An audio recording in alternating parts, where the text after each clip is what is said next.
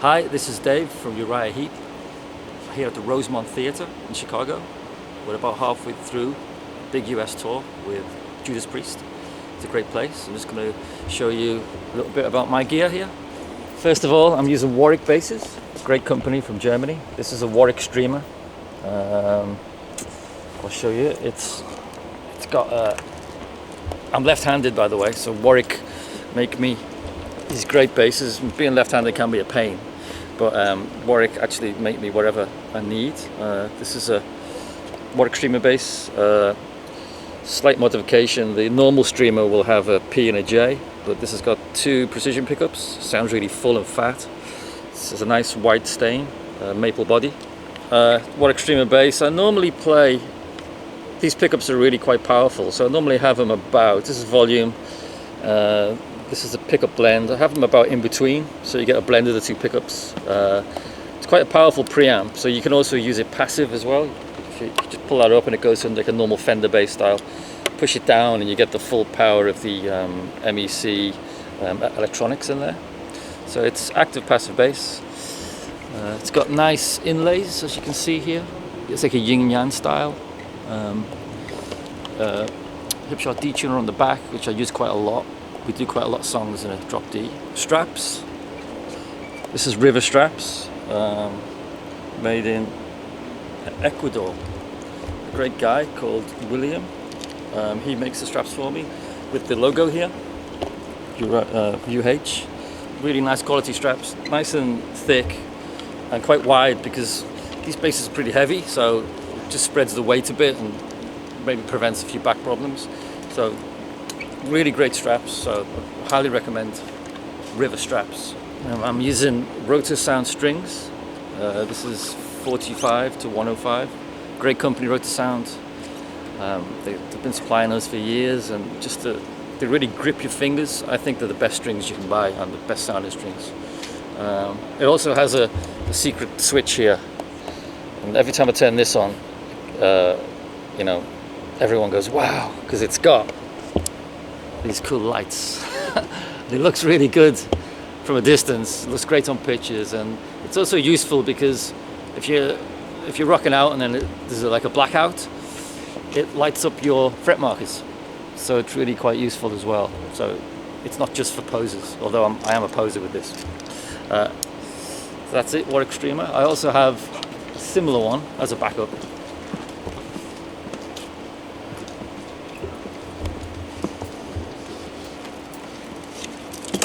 This is the same Warwick Streamer bass, it's just a different finish. This is called Nirvana Black. It's just like a black stain.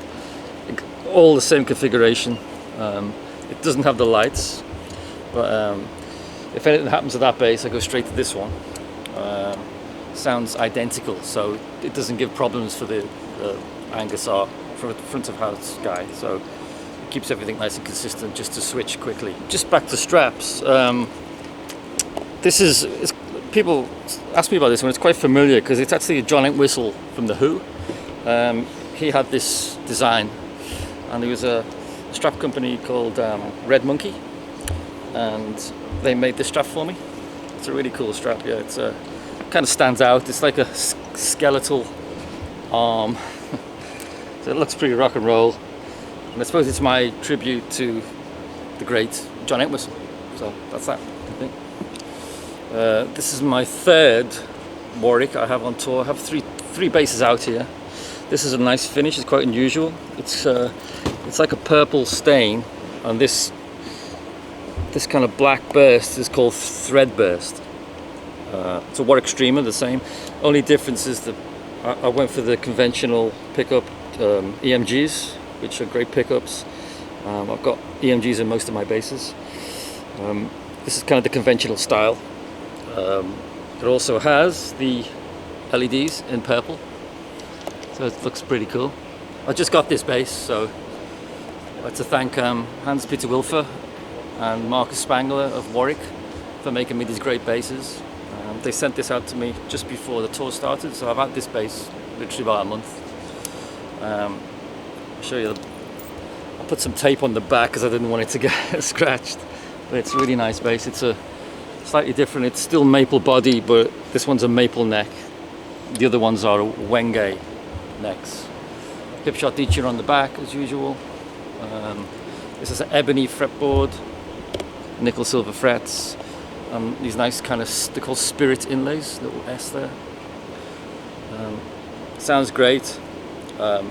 Just started to use it, as I say, but so far I'm really enjoying playing the bass, and I really like them purple LEDs. They look really cool. It's on the side as well, so I don't go in the wrong spot when I get a blackout. So thank you, Warwick. Yeah, drop Deacher on the back.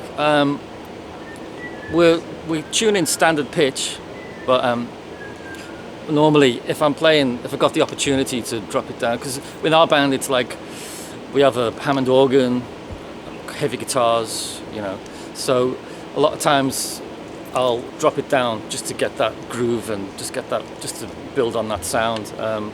But really useful for me. I mean, I have them on all my basses, but if you're playing rock, it's really cool. It's really you get a really good groove going with that low D. So all the band like it as well. So it's one of the main additions that I add to my basses. There we are. It's Ampeg amps for me. This is the old SVT2. They don't make them anymore, but these ones, this is from 1990, and I think this one's from 91. I've had this one many years, I mean way over 20 years.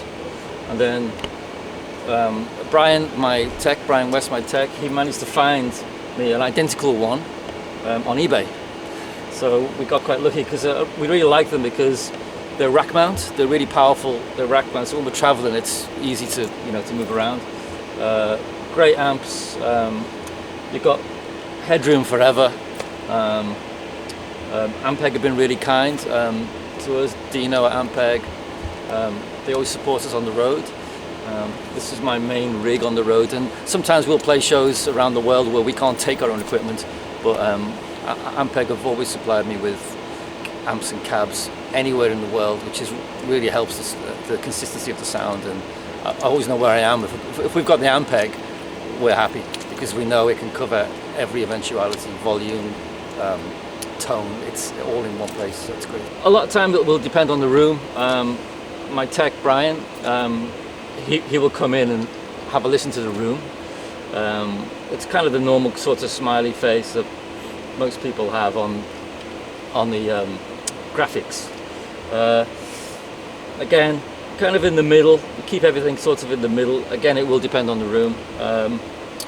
You know, again, the volume here, it's never more than 12 o'clock really, because it's got a lot of power there. So I have one on all the time, and I have a second one as a backup, just in case if anything happens. But they both sound identical, which is perfect for us touring around the world as we do. So if anything goes wrong, Brian can switch it over and I'm good to go. Cabs, I have two 8x10 Ampegs. Great sounding, solid. People always ask me why are they sideways on, because a lot of guys use them, you know, straight up. Again, I get this from my tech, Brian. I've got the best bass tech in the world, Brian West. Hello. And it just sounds, I think, with the speakers, the top speaker and the bottom speakers, I think the compression of that weight, it just sounds really tight. We've tried them other ways around, but for me, it just sounds really solid, plenty of low end, mid range, and we've tried different ways, but this always works. So Ampeg 8x10s. These are the AV series, so it's the anniversary. I think it's the 1969 reissues. Great, we've had them a few years, no problem with them. They've been around the world many times. I even use them in the studio. The album Living the Dream was recorded with these cabs. Can't beat Ampeg for that rock and roll bass sound, perfect. Wireless system, Shure have always been really kind to us. Great quality, no noise, not a problem anywhere in the world. This is one of the newer ones. It's just been perfect. Highly recommended. Fantastic gear, Shure. radial DI box. I actually have two signals. I have one of these boxes at the front of my pedal board, which that handles the clean, and I also have one on the back here, which all the effects and distorted signal will go through here. So then our front of house guy, he can mix my clean sound with the cabinet affected sounds. So I get a nice blend of the two. So that was a really good idea between Brian, my tech, and Angus, our front of house, and we really did get now we get a really good sound. It's a nice blend of the two. So you don't just have one signal just coming out all the time. So he can control it, and it's sounding great so far. Here we are at my pedal board. Go straight into a chromatic tuner, which works great. It's the old Boss one, which is really good. I'm powered by a Carl Martin Pro Power, which I've had no problems with that. Really good, isolated and perfect sound. This then goes to a stage bug radial, which goes out to the front. Then this goes to this really cool Microtubes B7K, which is a really nice kind of subtle preamp, which doesn't really colour the sound. It just gives me a bit more low end, clean low end. Mixed with that with the grind of the amp, it's starting to sound really good. From here, the Microtubes, we go to this Keeley bassist limiting amplifier. It's just a compressor, but it's a 3-knob compressor. We just started to use this one, but we're quite happy so far. It's added a little bit more low end, and Brian, my tech, and Angus, our front of house, are really enjoying this pedal. So it's been a good little find. Then we go into the EBS Billy Sheehan distortion. This is really cool because it's not just a fuzz. When you hit it, you can control the amount of clean and the amount of drive you need, so you can mix it, so it's not just like a fuzz pedal. So normally I just have not too much, just a bit of input gain. If I want to get really heavy with it, I can just turn it up full, but I have it just as a little boost. It also has an extra button on it if you want just a solo part, you can just boost it on. Again, it's been working really nice. I've had this for a few years and it's a really good product. I think it's the best distortion that I've found, so really happy with this one. It also has a clean loop and a distortion loop, which is really useful because you can hook it up to like an octave pedal. This is the EBS Octave. EBS, great company. Ralph from EBS, he supplies us with the pedals, really very good. The clean can go through to this octave bass, so it only affects the clean of the distortion, which is really useful because it doesn't get too muddy. So that's been working really well. It then goes to the Boss chorus. This is actually for a guitar, but it wears great for bass for me. Got this in Japan. It's called Wazacraft. It's like the reissue of the 80s old Boss pedals. Just got that one. Enjoying it. It's been really solid sounding. Then go to a Hall of Fame TC Electronic. We have a very famous song called July Morning. It's like a classic Heep song, and it goes back to Trevor Bolder, the previous legendary Trevor Bolder. In the song he plays a little solo, and in the song he always used a reverb. So basically I'm just trying to recreate that kind of vibe and that sound that Trevor had, the amazing Trevor Bolder from Spiders from Mars. Amazing bass player. So that's kind of a tribute to him, just to try to get close to his amazing technique and sound. I'm going to use it on one song, but this is the best one that Brian, my tech, has found. We've tried a few different companies, but the TC one is great. Big variation of different rooms for reverb and works perfect for bass. I have another chorus here.